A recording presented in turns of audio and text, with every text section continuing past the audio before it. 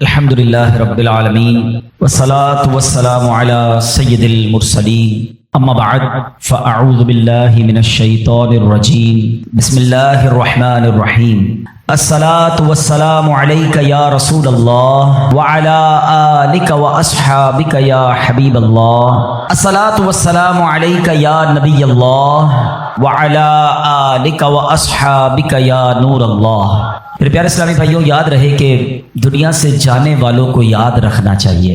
آہستہ آہستہ یہ رسم بھی ختم ہوتی جا رہی ہے، بات بھی کم ہوتی جا رہی ہے۔ آپ دیکھیں کہ کتنے لوگ ہیں جن کے ماں باپ چلے گئے ہیں اور وہ سوچیں کہ وہ کتنا انہیں یاد کرتے ہیں، اور جب یہ بے رخی یہ دنیا دیکھتے ہیں، یہ نئے رنگی یہ دنیا دیکھتے ہیں، لوگوں کا بھول جانا دیکھتے ہیں، تو مزید دل پر ایک چوٹ لگتی ہے کہ یار جب میں چلا جاؤں گا، جب ہم چلے جائیں گے، تھوڑے دن تک، تھوڑے مہینوں تک، ہو سکتا ہے ایک آدھ سال تک کوئی یاد کرے گا، اس کے بعد کسی کا کچھ رکتا نہیں ہے، دنیا چلتی رہتی ہے۔ وہ کہتے نا، ایک قبر پر ایک کتبہ لگا ہوا تھا، مجھے لگتا تھا میں اہم تھا اور یہی میرا وہم تھا۔ ہمیں لگتا ہے میں بہت اہم آدمی ہوں، میرے جانے سے بڑا فرق پڑ جائے گا، میں نہیں ہوں گا تو بہت لوگوں کو امپیکٹ کریٹ ہوگا۔ یہ بھول ہے ہماری۔ دنیا پہلے سے چل رہی ہے اور اب بھی چلتی رہے گی۔ اب تو اور بے رخی ہو گئی ہے۔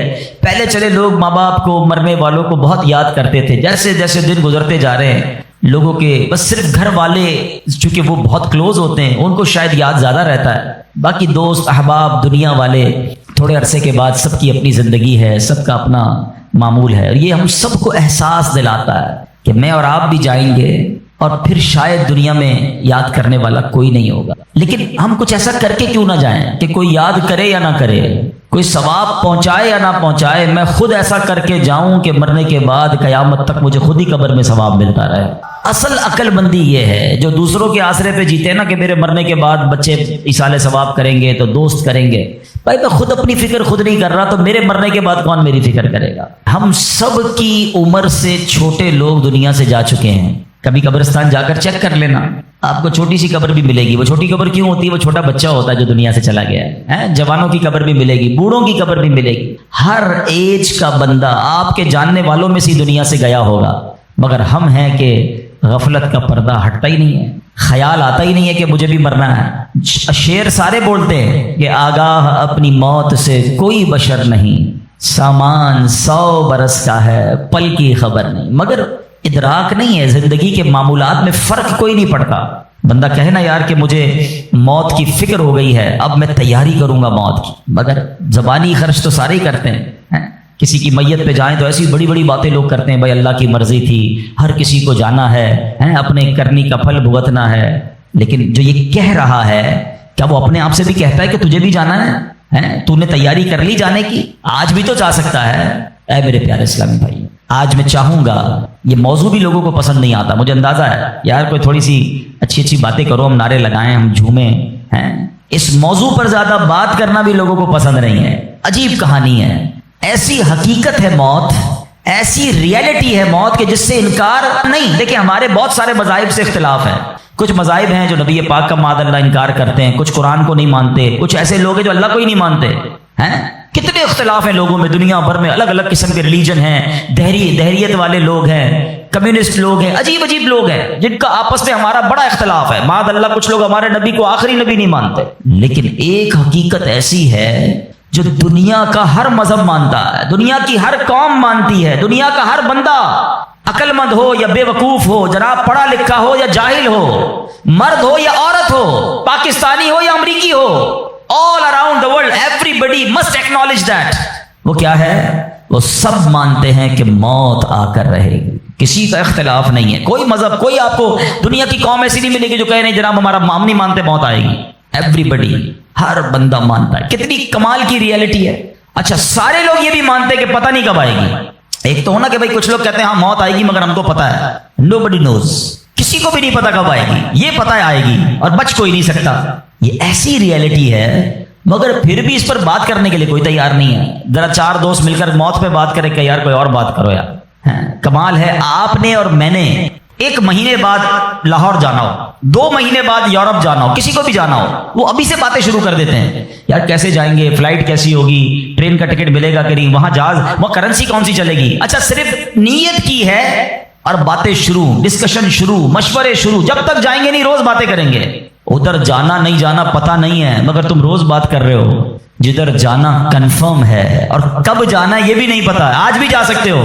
اس کے لیے کوئی بات نہیں کرے گا, اس کے لیے کوئی ڈسکشن نہیں, اس کے لیے کوئی تیاری نہیں. سوچئے. چلے آپ کہتے ہیں یار یہ دعوت اسلامی والے موت پر بہت بات کرتے ہیں, آخرت پر بہت بات کرتے ہیں, بہت ڈراتے ہیں. چلو بھائی ہم اور آپ موت پر بات نہیں کرتے. ہم بات نہیں کریں گے تو کیا مرنے سے بچ جائیں گے؟ ہیں اس حقیقت سے نکل جائیں گے.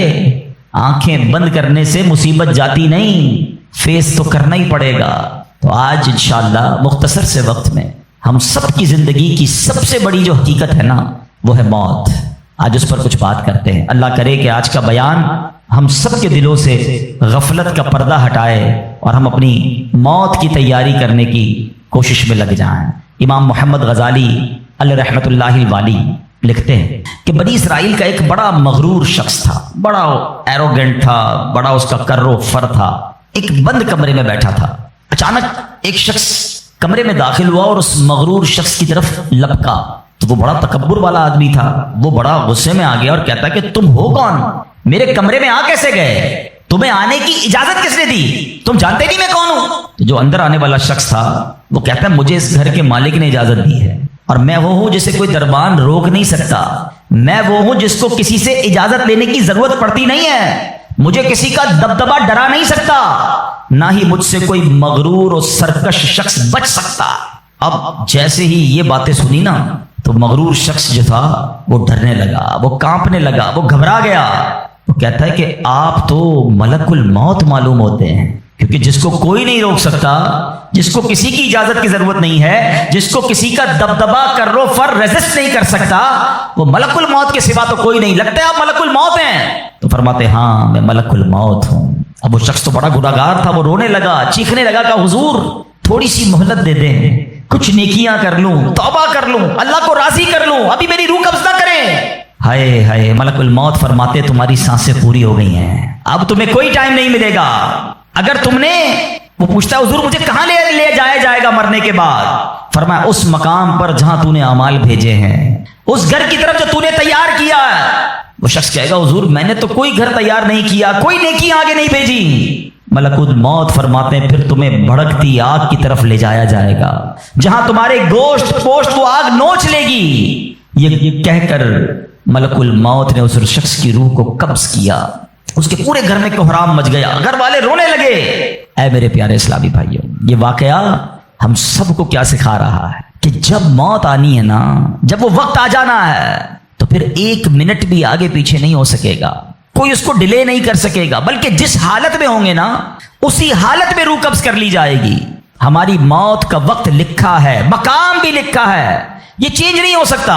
اگر موت سمندر میں لکھی ہے تو $2.5 دے کر بھی بندہ وہاں پہنچتا ہے جہاں موت لکھی ہے. اگر موت کشتی سے ڈوب کر ہونا لکھی ہے تو 22 لاکھ دے کر بھی سینکڑوں لوگ ہمارے وطن سے جاتے ہیں اور ان کی موت یورپ کے سمندر میں جا کر ہو جاتی ہے. اللہ پاک جو بھی ان میں مسلمان ہیں سب کی مغفرت فرما. مگر میں نے اور آپ نے اس سے عبرت کیا لی کہ بندہ وہاں پہنچے گا جہاں اس کی موت لکھی ہوئی ہے. ایک بار حضرت سلیمان علیہ نبینا علیہ الصلوۃ والسلام کی بارگاہ میں ایک شخص بیٹھا تھا. آپ کی بارگاہ میں ملک الموت آئے اور اس شخص کو ذرا گھور کے دیکھنے لگے, واپس چلے گئے. وہ شخص کہتا حضور یہ کون تھے جو آئے تھے اور مجھے گھور کے دیکھ رہے تھے؟ فرمایا یہ ملک الموت تھے. کہتا حضور لگتا ہے میری روح قبض کرنے والے ہیں, آپ مہربانی کریں, آپ کی تو ہوا پر حکومت ہے, آپ ہوا کو حکم دیں کہ ہوا مجھے اڑائے اور مجھے ہندوستان لے جائے. حضرت سلیمان بیت المقدس کے علاقے میں رہتے تھے نا, آپ نے وہ حکم فرمایا, ہوا نے اس بندے کو اٹھایا اور ہندوستان پہنچا دیا. کچھ دنوں کے بعد پھر ملک الموت آیا حضرت سلیمان علیہ السلام کی بارگاہ میں. آپ نے فرمایا تم میرے ساتھی کو کیوں گھور رہے تھے جب آئے تھے؟ تو کہ میں حیران تھا کہ میرے پاس یہ لکھا ہوا تھا اللہ کی طرف سے کہ تھوڑی دیر بعد مجھے اس کی روح ہند میں قبض کرنی ہے, اور وہ آپ کے پاس بیٹھا ہوا تھا. اللہ اکبر. حضرت سلیمان نے کہا میں نے تو حکم دیا اور ہوا نے اسے ہند پہنچایا, اور جب وہ ہند پہنچا تو پرٹیکولر ٹائم پر اسی مقام پر اس کی روح کو قبض کر لیا گیا. ہائے ہائے ہائے, یہ ہے میری اور آپ کی حقیقت. دوڑتے رہتے ہیں, بھاگتے رہتے ہیں, پلاننگ ہے کہ ختم نہیں ہو رہی, فکریں ہیں کہ ختم نہیں ہو رہی, ہر وقت بیٹھے ہیں اگلا پلان کیا ہے, 5 سال کا, 10 سال کا. ایک دکان ہے تو 2 دکانیں, ایک گھر ہے تو 2 گھر, بڑا گھر, ہوادار گھر. ہے نوکری ہے تو کاروبار کرنا ہے، ملک سے باہر جا کر جناب پیسے کمانے، یہی سوچ ہے بس۔ اس پورے شیڈول میں موت کہاں ہے؟ اس پوری تیاری میں موت کہاں ہے؟ ایک دن ہوگا کہ اچانک اچک لیے جائیں گے۔ سیٹھ جی کو فکر تھی ایک ایک کے 10 کیجئے، موت آ پہنچی کہ حضرت جان واپس کیجئے۔ اور آپ کو پتہ ہے جس عالم میں میں اور آپ ہوں گے، بڑی میں اہم بات کرنے جا رہا ہوں، یہ آپ نے دیکھا نا کہ حضرت سلیمان نے حکم فرمایا تو ہند پہنچا، کوئی کشتی میں تھا اس کی موت وہاں تھی، کوئی سمندر پانی کے اندر ہزاروں فیٹ نیچے جانا تو اس کی موت وہاں لکھی تھی۔ اس کا مطلب تو یہ ہوا کہ میں کہیں بھی کسی بھی مقام پر مر سکتا ہوں، میری موت پتہ نہیں کہاں لکھی ہے۔ اب ذرا غور کیجئے، ہم سب پتہ ہے کیا چاہتے ہیں کہ موت کے وقت ہم سجدے میں ہوں، چاہتے ہیں نا؟ اللہ کرے اللہ کے گھر میں موت آئے، کلمہ پاک پڑھتے ہوئے موت آئے، تلاوت قرآن کرتے ہوئے موت آئے، نبی پاک پر درود پڑھتے ہوئے موت آئے، اللہ ایسا کرم کر دے کہ مدینہ منورہ میں موت آئے، گنبد خضرا کے سامنے موت آئے۔ یہی تصورات ہے نا، ایک مسلمان چاہتا یہی ہے کہ یار موت آئے تو کسی اچھے عالم میں ہو، کسی بڑی خوبصورت باوضو نیکی کرتے کرتے دنیا سے جاؤں۔ تمنا تو سب کی یہ ہے۔ اچھا مجھے ایک بات کا جواب دیں، یہ کیسے ممکن ہے کہ کوئی بندہ صبح سے شام تک نماز نہ پڑھے اور کہے موت سجدے میں آئے، صبح سے شام تک مسجد میں نہ آئے اور تمنا یہ کر رہا ہے کہ مسجد میں موت آئے، باوضو رہتا ہی نہیں ہے تو کیسے امید رکھ رہا ہے کہ باوضو موت آئے، قرآن کھول کر پڑھتا ہی نہیں ہے تو کیسے امید کر رہا ہے کہ تلاوت کرتے کرتے موت آئے؟ جو صبح و شام گالیاں دیکھتا ہے کیا اس کو ڈر نہیں لگتا کہ گالی دیتے دیتے موت آ سکتی ہے؟ جو شراب پیتا ہے اس کو ڈر نہیں لگتا کہ شراب کے نشے میں موت آ سکتی ہے؟ جو بدکاری کرتا ہے اس کو ڈر نہیں لگتا کہ بے حیائی اور بدکاری کرتے ہوئے موت آ سکتی ہے؟ جو تاش کھیلتا ہے، جوا کھیلتا ہے، اس کو ڈر نہیں لگتا کہ مرتے اسی وقت میں تاش کھیل رہا ہوں گا اور مجھے موت آ گئی، تو میں نشہ کر رہا ہوں مجھے موت آ گئی، میں بے حیا اور بدکاری کہ بری بری باتیں ٹیلی فون پر ساری ساری رات کر رہا ہوں اس وقت موت آ گئی۔ ملک الموت کو منع نہیں کر سکو گے کہ میں غلط کام کر رہا ہوں، ٹائم دے میں توبہ کر لوں، نہیں۔ جو سجدے میں ہوگا وہ سجدے میں اٹھایا جائے گا، جو درود پڑھتے پڑھتے جائے گا وہ درود پڑھتے پڑھتے اٹھایا جائے گا۔ سوچے وہ جو شراب میں جائے گا، نشے میں جائے گا، ادھر کیسے اٹھایا جائے گا؟ اب اس کا آسان حل پتہ ہے کیا ہے؟ کہ بندہ زندگی ایسے گزارے کہ جس حال میں مرنا نہیں چاہتا نا وہ کام چھوڑ دے۔ عقل بندی یہ ہے کہ اپنے دن کا شیڈیول ایسا بنائے کہ میں وہ کام ہی نہ کروں جس میں مرنا نہیں چاہتا، ورنہ میں روک نہیں سکوں گا موت کو۔ آپ چاہتے ہیں اچھی موت ہو؟ میں بتاتا ہوں کس کی اچھی موت آ سکتی ہے۔ جو ماشاءاللہ 5 ٹائم پابندی سے نماز پڑھتا ہے، جو روزانہ تلاوت قرآن کرتا ہے، جو بار بار تسبیح نکال کر تسبیح بھی پڑھتا ہے، درود بھی پڑھتا ہے، جو دکان پر بھی جاتا ہے تو نماز کا ٹائم ہو تو نماز کے لیے کھڑا ہو جاتا ہے، جو حلال روزی کماتا ہے، جو گناہوں سے اپنے آپ کو بچاتا ہے، ارے اس کی تو 24 گھنٹے میں کبھی بھی موت آنی ہے۔ سبحان اللہ، وہ رات کو سوتا ہے تو باوضو سوتا ہے، اس نیت سے سوتا ہے کہ فجر میں اٹھنا ہے، رات کو بھی جائے گا تو انشاءاللہ شہید کا مرتبہ پائے گا، دن میں کسی وقت موت آئے گی تو کوئی اچھا ہی کام کر رہا ہوگا نا۔ اب آپ سوچ لیں کس عالم میں مرنا ہے۔ اچھا ایک اور دل پر چوٹ کرنے والا جملہ سن لو، کون کون چاہتا ہے مرتے وقت زبان پر کلمہ طیبہ جاری ہو؟ ہائے ہائے، فضیلت پتہ ہے کیسی ہے؟ حدیث پاک میں آتا ہے جس کی زبان پر، حدیث کا مضمون ہے، آخری کلمہ لا الہ الا اللہ ہوگا، دخل الجنہ، وہ جنت میں داخل ہو جائے گا۔ ہم ہر مسلمان چاہتا ہے، ٹھیک ہے؟ آپ سب نے ہاتھ اٹھایا کہ آپ سب چاہتے ہیں مرتے وقت کلمہ پاک زبان پر ہو۔ اب ہاتھ نہیں اٹھانا، آپ سے پوچھ رہا ہوں، اپنے آپ سے پوچھ رہا ہوں، آج پورے دن میں کتنی بار کلمہ پڑھا ہے؟ اس پورے ہفتے میں کتنی بار کلمہ پڑھا ہے؟ عجب کہانی ہے ہماری، یقین کریں عجب کہانی ہے۔ مرتے وقت سب کو کلمہ چاہیے، زندگی میں کلمہ پڑھنے کا ٹائم نہیں ہے۔ اللہ اکبر۔ سکرات کو جانتے ہو کیسا ہوگا؟ زبانیں سخت ہو جائیں گی، بندہ اتنی تکلیف میں ہوگا کہ کوئی لفظ ہی نہیں نکلتا منہ سے۔ ہمارا تو بخار میں لفظ نہیں نکلتا، سکرات کی کیا بات کروں میں؟ جس وقت زبانیں بھاری ہوں گی کلمہ کیسے ادا ہوگا جب تم نے زبان کو عادی نہیں بنایا؟ ہاں، ایک بزرگ کا بڑا پیارا قول میں نے سنا تھا، وہ فرماتے ہیں اپنی زبان کو کلمے کا عادی بناؤ، جس وقت سکرات کا عالم ہوگا زبان بھاری ہوگی اس وقت بھی کلمہ جاری ہو جائے گا۔ مبارک ہونے جو روز کلمہ پاک کم از کم ایک تسبیح تو پڑھ لیا کرے یار۔ 100 بار کلمہ پڑھنے میں دیری کتنی لگتی ہے؟ کلمہ پاک اچھا، افضل الذکر، حدیث پاک میں کہا گیا سب سے بہترین ذکر جو ہے وہ لا الہ الا اللہ ہے۔ کتنا کرتے ہیں ہم؟ سوچے نا، ہم اب اپنے آپ کو کتنا دور رکھے ہوئے ہیں اپنی موت کی تیاری سے، اپنی آخرت کی تیاری سے، اپنی قبر کو روشن کرنے کی تیاری سے۔ نہ کریں میرے پیارے اسلامی بھائیوں ایسا۔ صرف دنیا نہیں ہے، ہم اس دنیا میں آئے ہیں نا، قرآن کہتا ہے، سورہ ملک پڑھتے رہتے ہو نا، قرآن میں رب کیا فرماتا ہے؟ الذی خلق الموت والحیات لیبلوکم ایکم احسن عملا۔ اللہ اکبر۔ اس میں کیا فرمایا رب نے؟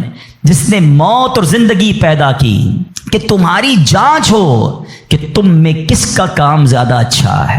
میں اور آپ جو آئے نا دنیا میں, واٹ از دا ریزن؟ موت اور زندگی کو پیدا کرنے کا مقصد یہ ہے کہ چیک کیا جائے کون اچھے کام کر کے آتا ہے. یعنی آسان لفظوں میں ہم سب کو امتحان کے لیے بھیجا گیا ہے.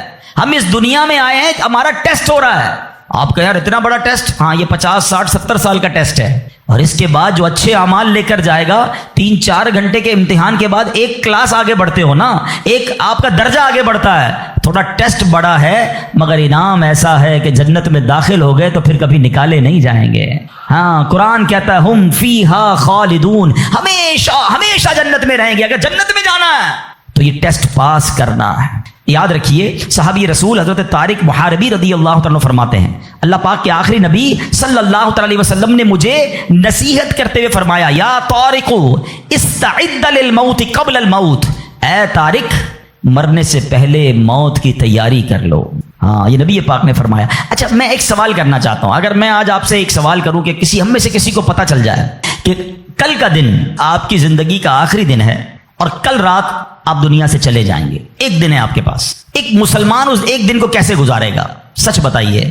کیا وہ کل دکان پہ جا کے کاروبار کرے گا؟ کیا وہ کل جا کے پیسے ڈبل کرنے کی کوشش کرے گا؟ کیا وہ کل جا کے فرنیچر مارکیٹ میں فرنیچر بنوائے گا؟ یا کل جا کے معاذ اللہ دوستوں کے ساتھ فلم دیکھنے گیا چاہے گا چلو یار آخری دن ہے ذرا موج مزے کر لوں؟ یہ کیا کرے گا؟ اگر عقل مند مسلمان ہوا تو ایک دن ہے تو مسجد میں گزارے گا, تلاوت میں گزارے گا, توبہ میں گزارے گا, ذکر و اذکار میں گزارے گا, ہیں اللہ پاک سے معافی میں گزارے گا, کیونکہ آخری دن ہے. یہی کرو گے نا اگر پتہ چل جائے. مجھے بتاؤ کیا ہمیں پتہ ہے ہمارا آخری دن ہے کہ نہیں ہے؟ ہمیں تو کل کی بات چھوڑے آج رات کا نہیں پتہ ہے, تو پھر کیوں تیاری نہیں کر رہے؟ پتہ چل جائے تو تیاری کریں گے. میں تو پہلے ہی بتا رہا ہوں آپ کو. آپ میں سے کتنے لوگ بیٹھے جن کو پتہ ہے کل صبح تک زندہ رہیں گے؟ مجھے بھی نہیں پتا, آپ کو بھی نہیں پتا. جب پتہ ہی نہیں ہے تو پھر کیوں تیاری نہیں کر رہے؟ پھر کیوں توبہ نہیں کر رہے؟ پھر کیوں حرام کی طرف ہم جاتے ہیں؟ خدا را یاد رکھیے میرے پیارے اسلامی بھائیوں, قبر میں جا کر اتنا پچھتاوا ہوگا گناہگار کو. بلکہ روایتوں میں آتا ہے پیارے آقا علیہ الصلوۃ والسلام نے فرمایا جس کا مضمون ہے مرنے کے بعد نیک بھی پچھتائے گا گناہگار بھی پچھتائے گا. عرض کی حضور گناہگار پچھتائے گا یہ تو سمجھ آتا ہے, نیک کیوں پچھتائے گا؟ فرمایا گناہگار تو گناہ کی وجہ سے پچھتائے گا, حدیث کا خلاصہ ہے. فرمایا نیک اس لیے پچھتائے گا جب وہ آخرت میں نیکیوں کا اجر دیکھے گا نا تو وہ کہے گا کاش میں اور نیکیاں کر لیتا, وہ جو فضول ٹائم ضائع کیا تھا اس میں اور اللہ کا ذکر کرتا, اور نوافل پڑھتا, اور عبادت کرتا. تو یقین جانیے میرے پیارے اسلامی بھائیوں, یہ زندگی یہ جو ہماری سانسیں چل رہی ہیں نا ابھی چاند سے ہمارے پاس, جتنی نیکیاں کرنی ہے کر لیں. جس دن سانس بند ہوئی نا اس دن عمل نہیں ہوگا, اس دن جزا ملے گی. آج دار العمل ہے, today is the time of action and tomorrow is the time of accountability. اس دن صرف جزا ہوگی, یا تو آپ کو اللہ نہ کرے گناہوں کی وجہ سے کسی کو سزا ملے گی یا نیکیوں کا اجر ملے گا. آج وقت ہے نیکیاں کرنے کا. قبر میں اتارے جانے کے بعد کوئی چانس نہیں ہوگا. اچھا آپ کو پتا ہے جب قبر میں بندہ جاتا ہے, کسی کا بھی انتقال ہوتا ہے, تو گھر والے کیا کہتے ہیں, خاندان والے کیا کہتے ہیں؟ میت نے پیچھے کیا چھوڑا ہے؟ آپ کو پتا ہے فرشتے کیا کہتے ہیں؟ میت نے آگے کیا بھیجا ہے. اصل یہ بات سمجھ لیجئے گا, ہم نے آگے کیا بھیجا ہے. خوش نصیب ہیں وہ لوگ جو آگے بھیج کر تیاری کر رہے ہیں. وہ ایک واقعہ کئی بار بیانات میں آپ نے سنا ہوگا کہ ایک بادشاہ تھا اور اس نے اپنی سلطنت میں ایک بڑا عجیب سا مقابلہ کروایا. بادشاہ آدمی تھا, جو اس کے دماغ میں اس نے کہا ذرا چیک کرو میری سلطنت میں سب سے بڑا بے وقوف کون ہے. سارے بے وقوفوں کو جمع کیا گیا, بے وقوفوں کا ٹیسٹ لیا گیا. وزیروں نے ایک بندے کو سلیکٹ کیا, کہ بادشاہ سلامت یہ بندہ سب سے بڑا بے وقوف, سب سے بڑا بے وقوف کا چیک کر لیا, کا چیک کر لیا. بادشاہ سلامت نے اپنی سونے کی ہیرے کی مالا اتاری اور اس کو پہنائی, کا تمہارا یہ انعام. وہ بے وقوف گھر چلا گیا خوشی خوشی. تھوڑے دنوں بعد اس بے وقوف کو پتا چلا کہ بادشاہ سلامت بہت بیمار ہیں. تو جو بے وقوف آدمی تھا وہ کہتا ہے اچھا بادشاہ بیمار ہے, چلو چلتے ہیں بادشاہ سے مل کے آتے ہیں. بادشاہ سلامت کے پاس گیا, واقعی بہت بیمار تھا. کہا بادشاہ سلامت خیر تو ہے, کیا ہو گیا آپ کو؟ بادشاہ کہتا ہے بس اب تو لگتا ہے زندگی اینڈ پر ہے, اب کہیں اور دوسری دنیا میں جانے کا وقت آ گیا. تھا تو بے وقوف نا. کہتے ہیں آپ کہیں اور جا رہے ہیں؟ کہاں میں یہ دنیا چھوڑ کر دوسری دنیا میں جا رہا ہوں. تو کہا اب میں دیکھ رہا ہوں آپ کا بہت بڑا گھر ہے, زبردست بیڈ رومز ہیں, آپ جدھر جا رہے ہیں ادھر گھر بنا لیا؟ تو بادشاہ کہتا ہے ادھر تو میں نے کوئی جھوپڑی بھی نہیں بنائی ہے. اچھا بادشاہ سلامت آپ کے پاس تو کتنا سونا کتنے ہیرے آپ نے مجھے بھی تحفہ دیا, ادھر پیسے بھجوا دیے جہاں آپ جا رہے ہیں. تو کہتا ہے میرے پاس تو وہ پھوٹی کوڑی بھی نہیں ہے. کہ بادشاہ سلامت میں دیکھ رہا ہوں آپ کے خاندان, آپ کے گھر کے باہر خادم, خادمائیں, کنیزیں, غلام, بہت سارا اسٹاف ہے آپ کا, جدھر جا رہے ہیں ادھر خادم بھجوایا آپ نے؟ بادشاہ کہتا ہے ادھر میرا کوئی خادم نہیں بھجوایا میں نے. وہ بیوقوف پتہ کیا کرتا ہے, اپنی مالا اتارتا ہے اور بادشاہ کے گلے میں ڈالتا ہے. کہتا ہے بادشاہ سلامت پھر مجھ سے بڑے بے وقوف تو آپ ہوئے نا. آپ کو پتا ہے کہ آپ کے کہیں اور جا رہے ہیں، نہ گھر بنایا، نہ پیسے بھجوائے، نہ خادم بھجوائے، تو مجھ سے بڑے بے وقوف تو آپ ہوئے نا۔ یہ ہے تو بظاہر واقعہ، مگر یہ ہم سب کے لیے لیسن نہیں ہے۔ آپ سے اور مجھ سے کوئی پوچھتا ہے گھر کہاں ہے، کوئی کہتا ہے رنچوڑ لائن میں، کوئی کہتا ہے گارڈن میں، کوئی کہتا ہے کلفٹن میں۔ جنت میں گھر ہے کہ نہیں؟ ادھر گھر بنایا کہ نہیں بنایا؟ ادھر کدھر رہو گے؟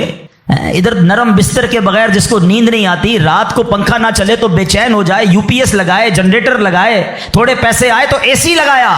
قبر میں اگر آگ بھڑک رہی ہے تو پھر کیا کیا ہے ہم نے؟ ادھر کتنا سوئیں گے اور ادھر کتنا سونا ہے پتہ ہے آپ کو؟ حضرت آدم علیہ السلام سے لے کر آج تک لوگ قبر میں جا رہے ہیں، ہم قبر میں اتار رہے ہیں لوگوں کو، سب قبر میں ہزاروں سال سے ہیں، پتہ نہیں کتنے سو کتنے ہزار سال رہنا پڑے گا، مگر قبر روشن ہے کہ نہیں کوئی ٹینشن نہیں کسی کو۔ جس کا یہاں نرم بستر ہے نا، جس کو نرم تکیے کے بغیر نیند نہیں آتی، وہ سوچے میں سانپ اور بچھوؤں کے ساتھ کیسے سوؤں گا؟ قبر نے اگر دبا دیا اور پسلیاں توڑ دی تو میرا بنے گا کیا؟ اگر قبر میں آگ بھڑکا دی گئی تو میں کدھر جاؤں گا، کس کو پکاروں گا؟ واللہ قبر کی تیاری کرنی ہے، خدا کی قسم مارے جائیں گے اگر اللہ ناراض ہوا۔ فکر کرنی دنیا میں ہے، ایکسٹرا ٹائم نہیں ملے گا۔ آج کل موبائل کمپنیاں میسج کرتی ہیں جناب آپ کا 70% ڈیٹا یوز ہو گیا ہے، ٹاپ اپ کروا لیں، پیسے ڈلوا لیں، 80% ختم ہو گیا، آج کل آخری دن ہے آپ کے موبائل کے پیکج کا۔ ہم پیسے پکڑ کے ڈلواتے ہیں، یار موبائل بند ہو جائے گا، لیکن ہماری زندگی کا کوئی میسج نہیں آئے گا کہ ایک دن رہ گیا ہے، 70% گزر گئی، 80 گزر گئی، اب 3 دن رہ گئے، توبہ کر لو۔ نہیں، پتہ نہیں ہوتا، بندہ صبح گھر سے نکلتا ہے اور شام جنازہ آتا ہے، ایسا نہیں ہوتا۔ خدا را آج کے اس اجتماع کو غنیمت جانیے، غفلت سے باہر آئیے، اپنی بری عادتوں سے ہم توبہ کریں۔ آپ کو پتہ ہے یہ ہمارے پاس قاصد بھیجے جاتے ہیں، موت کے بھی قاصد ہوتے ہیں۔ ایک بزرگ کے بارے میں آتا ہے کہ انہوں نے اپنے گھر میں قبر کھدوائی ہوئی تھی، اللہ والے دیکھو کیسے یاد کرتے تھے موت کو، روز قبر کو دیکھتے تھے، قبر میں جا کے لیٹتے تھے۔ تو ایک وقت آیا اور انہوں نے کہا ٹھیک ہے اب قبر کو بند کر دو، مجھے ضرورت نہیں ہے۔ تو لوگوں نے کہا کیوں کہہ رہے ہیں ایسا؟ تو انہوں نے فرمایا کہ میں قبر کا یہ تابوت اس لیے رکھا ہوا تھا کہ میں دیکھتا تھا تو مجھے آخرت یاد آتی تھی، اب میری داڑھی میں سفید بال آ گیا ہے، اب یہ سفید بال مجھے موت کی یاد دلاتا رہے۔ آپ کو پتہ ہے اس بالوں کو سفید ہو جانا، آنکھوں کا کمزور ہو جانا، صحت کا ڈھل جانا، کمر کا جھک جانا، اعضاء میں کمزوری آ جانا، یہ سارے موت کے قاصد ہیں۔ یہ موت آنے سے پہلے پیغام آ رہا ہے تمہارے پاس کہ ڈھل رہے ہو، تیاری کر لو، اب تو تیاری کر لو۔ مگر ہم ہیں کہ سمجھنے کے لیے تیار نہیں، ابھی تو میں بڑا جوان ہوں، میں تو بالکل فٹ ہوں، ابھی تو بڑی لائف پڑی ہے یار، ابھی تو انجوائے کرنا ہے، ابھی تو بنانا ہے، ابھی تو بزنس کھڑا کرنا ہے۔ میں نہیں، کون کہتا ہے بزنس کھڑا نہ کرو بھائی، مگر اس تمام شیڈول میں موت کو بھی تو لے کر آؤ نا، کہ چلا گیا تو ادھر کیا ہوگا، ادھر میرا کیا بنے گا۔ ایک حدیث پاک ہے، حدیث پاک کا مضمون ہے کہ مرنے کے بعد بک آف ڈیڈ، اعمال کلوز ہو جائے گا، ٹھیک ہے، سوائے 3 چیزوں کے۔ اب آج یہ پلان کرنا ہے، آج اگر بیٹھے ہو نا تو کوئی پلاننگ لے کے جاؤ۔ آقا فرماتے مرنے کے بعد اعمال بند سوائے 3 چیزوں کے۔ فرمایا نمبر 1، انسان کوئی ایسا علم چھوڑ کر جائے کہ اس کے بعد اس علم سے فائدہ اٹھایا جائے۔ سبحان اللہ، علماء دیکھیں کیا کمال کی شخصیات ہیں، طالب علم چھوڑ کے جاتے ہیں، اپنی کتابیں بھی چھوڑ کے جاتے ہیں، بخاری شریف، ترمذی شریف، نسائی شریف، ہدایہ شریف، اور آئے تو جناب اعلیٰ حضرت امام اہل سنت کے فتاوی رضویہ، بہار شریعت صدر الشریعہ کی کتابیں سینکڑوں سال سے لوگ پڑھ رہے ہیں، وہ بزرگ چلے گئے دنیا سے۔ سبحان اللہ، ہر کتاب چھپ رہی ہے، تفسیر چھپ رہی ہے، حدیثوں کی کتابیں چھپ رہی ہیں، ان علماء کو ثواب مل رہا ہے۔ یہ پہلا آپشن تھا، غور سے میری بات سنیے گا، شاید جتنے یہاں بیٹھے نا ہم اس پہلے آپشن میں ہمارا حصہ نہ ہونے کے برابر ہے، 3 میں سے 1 تو چلا گیا ہمارے ہاتھ سے۔ میں اس کا حل بتاتا ہوں کہ ہم پہلے آپشن میں کیا کر سکتے ہیں، وہ بعد میں بتاتا ہوں۔ اب آ جائیں دوسرا آپشن، مرنے کے بعد مجھے ثواب کنٹینیو کیسے مل سکتا ہے۔ آقا علیہ الصلوۃ والسلام نے فرمایا نیک اولاد جو کہ مرنے کے بعد اپنے والدین کے لیے دعا کرے، ان کے لیے نیکی پہنچانے کا اگر وہ انتظام کرنے والی ہے تو فرمایا یہ اولاد کی وجہ سے اسے قبر میں ثواب ملتا رہے گا۔ اور تیسرا آپشن میرے آقا نے فرمایا صدقہ جاریہ، کہ بندہ اپنے ہاتھوں سے کوئی ایسا کام کر جائے کہ قیامت تک جو ہے اس صدقے کی وجہ سے اسے نیکیاں ملتی رہیں۔ اب ان تینوں آپشن میں ہم کیا کر رہے ہیں، اب یہ سوچنا ہے۔ میں آپ کو مشورہ دیتا ہوں، پہلا آپشن کیا ہے، علم دین۔ ہم میں سے بہت سارے علماء بن نہیں سکے، مگر اپنے گھر میں ایک عالم تو بنا سکتے ہیں نا۔ دعوت اسلامی الحمدللہ جامعۃ المدینہ بناتی ہے، دنیا بھر میں بناتی ہے۔ آپ عالم بنیں یا اپنے بچوں کو عالم بنائیں۔ آپ کو لگتا ہے یہ بھی نہیں ہو پا رہا تو کم از کم میرا حصہ ہونا چاہیے، علم دین سے بھی مجھے ثواب ملنا چاہیے، تو پھر عالم دین کی خدمت گار بن جائیں آپ۔ اس طرح کے مدارس، جامعات جو دعوت اسلامی بنا رہی ہے، بنانے میں یا اس کو چلانے میں اپنا حصہ ملائیں، تاکہ یہ جو دین کا کام کریں گے مجھے وہاں سے بھی مرنے کے بعد ثواب ملتا رہے۔ پہلا آپشن۔ دوسرا، نیک اولاد۔ یہ آج کے دور میں ہے بڑا مشکل، لیکن اپنی اولاد کو ہمیں نیک بنانا ہے، کیونکہ یہ مرنے کے بعد میرے لیے یہی انشاءاللہ دعاؤں کا ذریعہ بنے گی، صدقہ جاریہ کا باعث بنے گی۔ تو دعوت اسلامی کے مدارس المدینہ ہیں، جامعۃ المدینہ ہیں، اس میں اپنے بچوں کو داخل کروائیں کہ بچہ حافظ بن گیا، عالم بن گیا تو انشاءاللہ مرنے کی بچیاں اپنے گھر کی اسلامی بہنوں کو عالمہ بنائیں، تو انشاءاللہ یہ ہمارے لیے صدقہ جاریہ کا باعث بن جائے گا۔ اور تیسرا میں سمجھتا ہوں سب سے زیادہ آسان ہے کہ وہ میں اپنے ہاتھ سے ہی کر سکتا ہوں، اپنے ہی مال سے کر سکتا ہوں نا، اور وہ ہے صدقہ جاریہ۔ مشورہ دیتا ہوں، اللہ نے نوازا ہے نا تو کم از کم ایک مسجد زندگی میں بنا لیں۔ میرے نبی علیہ الصلوۃ والسلام کے سچے وعدے ہیں، جو اللہ کے لیے مسجد بناتا ہے اللہ اس کے لیے جنت میں گھر بناتا ہے۔ ہاں، یہ وہ صدقہ جاریہ ہے، بندہ چلا جائے دنیا سے ثواب ملتا رہے گا۔ اچھا، اگر پوری مسجد نہیں بنا سکتے، مسجد میں حصہ ملا دیں۔ دعوت اسلامی تو پوری دنیا میں بنا رہی ہے نا، تو یہ تینوں آپشن جو مرنے کے بعد کام آنے والے ہیں۔ اچھا، صرف مسجد نہیں، یتیم خانہ دعوت اسلامی بنا رہی ہے، شجر کاری پورے پاکستان میں کر رہے ہیں، کتنے نیکی کے کام دعوت اسلامی کر رہی ہے، صدقہ جاریہ وہ کر جائیں تو انشاءاللہ مرنے کے بعد وہ ہمیں قبر میں ملتا رہے گا۔ تو بہرحال اللہ کرے کہ آج کے اس اجتماع میں میں اور آپ یہ سوچنے میں کامیاب ہو جائیں کہ مجھے مرنا ہے، اور مرنے کے بعد مجھے قبر میں پھنسنا نہیں ہے، میں کچھ ایسا کر کے جاؤں کہ قبر میں بھی خوشحال رہوں، ادھر بھی نبی پاک کے جلوے ہوں، ادھر بھی میری قبر جنت کا باغ بن جائے۔ تو اللہ کرے کہ ہم سب اس سوچ کے حامل بن جائیں کہ مجھے مرنا ہے اور پتہ نہیں کب مرنا ہے، تو جب بھی مرنا ہے انشاءاللہ کلمے کے ساتھ مرنا ہے، انشاءاللہ نیک اعمال کرتے کرتے مرنا ہے، اور انشاءاللہ ایمان سلامت لے کر جانا ہے۔ تو اس کے لیے زندگی اچھی گزارنی ہوگی۔ اگر میرا کوئی بھائی بے نمازی یہاں بیٹھا ہے، اگر میرا بھائی کوئی بری عادتوں میں گرفتار بیٹھا ہے، تو میری گزارش ہے کہ آج پکی سچی نیت کر لیں۔ دیکھیں یہ دنیا کے معاملات تو چلتے ہی رہیں گے، نماز قضا نہیں ہونی چاہیے، پکی سچی نیت کریں کہ آج کے بعد ہماری کوئی نماز قضا نہیں ہوگی، آج کے بعد حرام روزی کے قریب بھی نہیں جائیں گے، شراب اور نشے سے ہمیشہ دور رہیں گے، اور اپنی موت کی تیاری کرنے کی کوشش کریں گے۔ ہاں، دعوت اسلامی والوں سے وابستہ رہیے، الحمدللہ کمال کا ماحول ہے، بار بار آخرت یاد دلاتا ہے، بار بار موت یاد دلاتا ہے، تاکہ ہمیں یاد رہے، ہم بھول نہ جائیں اور اس کی تیاری میں مصروف رہیں۔ اللہ پاک ہم سب کو اپنی آخرت کی فکر کرنے اور صدقہ جاریہ والے کام کرنے کی توفیق عطا فرمائے، آمین بجاہ النبی الامین صلی اللہ تعالی علیہ وسلم۔ الحمدللہ رب العالمین والصلاة والسلام علی سید الانبیاء والمرسلین والصلاة والسلام علی خاتم النبیین یا ارحم الراحمین یا ارحم الراحمین یا ارحم الراحمین یا ربنا یا ربنا یا ربنا یا ربنا یا ربنا یا اللہ یا رحمان یا رحیم۔ ہمارے صغیرہ کبیرہ گناہوں کو معاف فرما، ہمارے ماں باپ کی، نبی پاک علیہ الصلوۃ والسلام کی ساری امت کی بخشش فرما۔ اے کریم ہمیں نیک بنا دے، پرہیزگار بنا دے، سچا عاشق رسول بنا دے۔ اے اللہ ہماری دنیا بھی اچھی کر دے، ہماری آخرت بھی اچھی کر دے۔ اے اللہ جب نے موت کی تیاری کے بارے میں سنا ہے، اے اللہ اب تک تو ایسے اعمال کیے نہیں کہ مرنے کے بعد ہمیں ایسا محسوس ہو کہ تجھے راضی کرنے والے کام کر لیے ہوں۔ اے اللہ گناہ ہی گناہ ہیں، کرم کر دے، پچھلے گناہ معاف فرما دے، آئندہ جو رہ گئی ہے وہ اچھی گزار دے۔ اے اللہ نیکیوں والی، سنتوں والی، اے اللہ تیری فرما برداری والی زندگی ہم سب کو عطا فرما۔ حرام بولنے سے بچا لے، حرام دیکھنے سے بچا لے، حرام سننے سے بچا لے، حرام کھانے سے بچا لے، اپنے پسندیدہ بندوں میں ہمیں شامل فرما لے۔ اے اللہ مرنا تو ہم نے ہے ہی، یہ ہمارا ایمان بھی ہے، ہم مانتے بھی ہیں، مگر مولا تیرے دربار میں دعا ہے کہ مرتے وقت اے اللہ ہمیں مدینے پہنچا دینا۔ اے اللہ جب تک زندہ رہیں اے اللہ تیرے در کے سوا کسی کا محتاج نہ کیجیو۔ زندگی کی آخری نماز جو پڑھیں وہ مسجد نبوی میں کھڑے ہو کر ادا کریں، اور اے رب کریم پھر آقا کے جلووں میں، آقا کے قدموں میں، نبی پاک کے دیدار کرتے ہوئے ایمان اور عافیت والی ہمیں مدینے والی موت نصیب فرما۔ نجم کی اے خدا آرزو ہے یہی، عاشق زار کی آبرو ہے یہی، موت کے وقت سر ان کے قدموں میں ہو، دید ہوتی رہے دم نکلتا رہے، دید ہوتی رہے دم نکلتا رہے۔ ہے تمنا عطار یا رب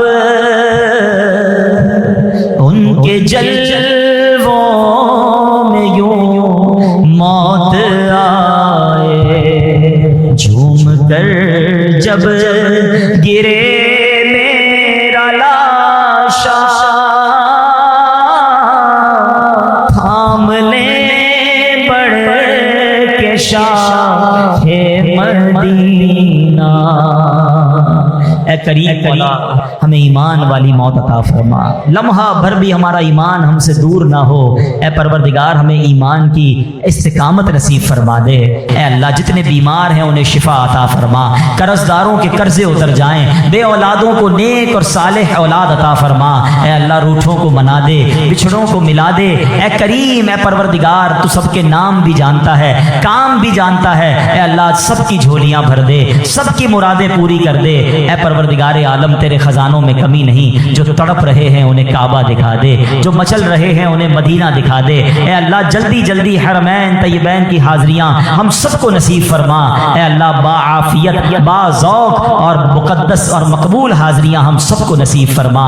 اے اللہ حضرت یونس علیہ السلام نے مچھلی کے پیٹ کے اندھیرے میں جن الفاظ کے ذریعے تجھے پکارا تھا ہم بھی تجھے پکارنے جا رہے ہیں۔ اے اللہ گناہوں کے اندھیرے سے نکال کر نیکیوں کے نور میں داخل فرما دے، غموں کے اندھیرے سے نکال کر خوشیوں کے نور میں داخل کر دے۔ اے اللہ ہمیں ظلمت سے نکال کر ہمیں نور میں داخل کر دے۔ آئیے مل کر پڑھیے لا الہ الا انت سبحانک انی کنت من الظالمین، لا الہ الا انت سبحانک انی کنت من الظالمین، لا الہ الا انت سبحانک انی کنت من الظالمین۔ اے رب کریم ہمارے وطن عزیز پاکستان کی خیر فرما، اندرونی بیرونی سازشوں سے محفوظ فرما۔ اے اللہ ہماری دعوت اسلامی کو ترقیاں اور عروج عطا فرما۔ قبلہ امیر اہل سنت، تمام علماء اور مشائخ اہل سنت کا سایہ ہمارے سروں پر تا دیر قائم و دائم فرما۔ اے پروردگار ہماری محبتوں کو سلامت رکھ، ہماری نسبتوں کو سلامت رکھ۔ اے پروردگار مالک کریم ہم تیرے بندے ہیں، عاجزی کے ساتھ تیرے دربار میں مانگ رہے ہیں، ہمیں تو مانگنا بھی نہیں آتا۔ اے اللہ ہم سب کی بخشش فرما دے، ہم سب کو نبی پاک کا جنت میں پڑوس نصیب فرما دے۔ وَأُفَوِّضُ أَمْرِي إِلَى اللَّهِ إِنَّ اللَّهَ بَصِيرٌ بِالْعِبَادِ۔ یا اول الاولین، یا آخر الآخرین، یا ذی القوة المتین، یا راحم المساکین، یا ارحم الراحمین، ارحمنا نحن الفقراء والمساکین، ارحمنا نحن الفقراء والمساکین۔ اللہم رب یسر ولا تعسر وتمم لنا بالخیر یا فتاح وبک نستعین۔ ربنا تقبل منا انک انت السمیع العلیم وتب علینا یا مولانا انك انت التواب الرحيم۔ ببركة ان الله وملائكته يصلون على النبي يا ايها الذين امنوا صلوا عليه وسلموا تسليما۔ اللهم صل على سيدنا ومولانا محمد طب القلوب ودوائها وعافية الابدان وشفائها ونور الابصار وضيائها وعلى اله وصحبه وبارك وسلم۔ جب دمے واپسی ہو یا اللہ، سامنے ہو روضہ رسول اللہ اور لب پہ ہو لا الہ الا اللہ